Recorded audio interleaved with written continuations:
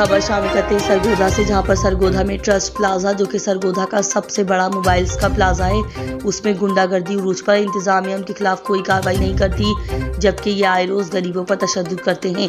तफसीलात के मुताबिक सरगोधा में गुलाम रसूल, जीशान, शफीक, जो कि आपस में रिश्तेदार हैं, उन्होंने मुबश्शिर नसीम, जिसने ट्रस्ट प्लाजा में एक अपना छोटा सा काउंटर रखा हुआ है, ये सब कज़न मिलकर आए और इस गरीब का काउंटर तोड़ दिया और इस पर तशद्दुद किया, गालियां देते रहे और कत्ल करने की धमकियां भी दी, जिस पर गरीब शहरी ने DPO Sargodha, RPO Sargodha, IG Punjab police, वजीर आला पंजाब और वजीर आजम पाकिस्तान से मुतालबा किया है कि इन मुल्जिमान के खिलाफ सख्त से सख्त कानूनी कार्रवाई की जाए, ताकि हम यहाँ पर अपनी हलाल रोज़ी कमा सकें।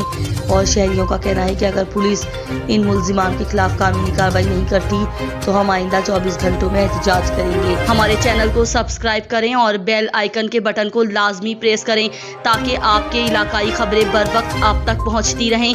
देखते रहें पाक पंजाब न्यूज़।